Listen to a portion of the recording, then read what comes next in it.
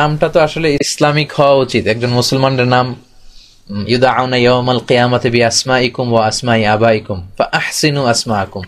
বিষ্ণু বলেছেন কিয়ামতের দিন তোমার নাম তোমার বাবার নাম ধরে ডাকা হবে। আমার নাম মিজান, আমার আব্বার নাম হচ্ছে আলী, তো আমাকে ডাকা হবে ইয়া মিজান ইবনে আলী তাআল, হে মিজান, আলী আহমদের ছেলে মিজান আসো।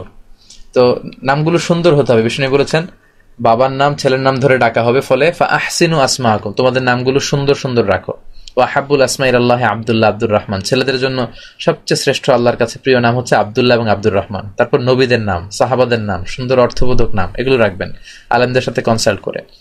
মেয়েদের ক্ষেত্রে ফাতিমা, আসিয়া, মারিয়াম, খাদিজা, এই নামগুলো রাখবেন। বিশ্বনবীর স্ত্রীদের নাম, সাহাবাদের নাম, সুন্দর সুন্দর কোরআন থেকে চুজ করা, হাদিস থেকে চুজ করা নামগুলো রাখবেন। কোনো কারণে বাবা মা যদি এমন নাম রেখে ফেলে যেটা একেবারেই অন ইসলামিক, অর্থটা খুব বিদঘটে ভয়ঙ্কর, সেক্ষেত্রে আপনি নাম চেঞ্জ করতে পারেন। বিষ্ণু ইসলাম অনেক সাহাবাদের নাম চেঞ্জ করে দিয়েছেন। এক মহিলার নাম ছিল আসিয়া, মানে অবাধ্য। বিষ্ণু বললেন তুমি দেখতে সুন্দরী, তোমার নাম অবাধ্য কেন? আজ থেকে তুমি জামিলা, সুন্দরী। এক সাহাবীর নাম ছিল হাজান, মানে দুশ্চিন্তা, এংজাইটি।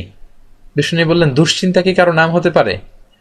আজ থেকে তোমার নাম সাহাল, মানে সহজ। সে বলল আমার আব্বা চাচা নাম রেখেছে দুশ্চিন্তা, আমি ওইটাই রাখবো। এই কথা বলে সে তার এলাকায় ফিরে গেল। এখন বিশ্বনবীর দেয়া নাম সে নেয়নি, এজন্য দুশ্চিন্তা তাকে আর ছাড়েই না।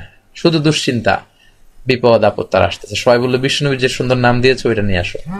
সে এসে বললো বিষ্ণুনবীর কাছে, ইয়া রাসূলুল্লাহ আমাকে ক্ষমা করে দেন, আপনি যে সাহাল নাম দিয়েছিলেন এটাই সুন্দর, আজ থেকে আমি সাহাল। বিষ্ণুনবীর থেকে যখন সাহাল নাম সে নিয়ে আসলো, সাহাল মানে সহজ, সেদিন থেকে মৃত্যুর আগ পর্যন্ত আল্লাহ তার সব কাজগুলোকে সহজ করে দিলেন। এজন্য নামগুলো সুন্দর হওয়া উচিত, সম্মানিত ভাইরা।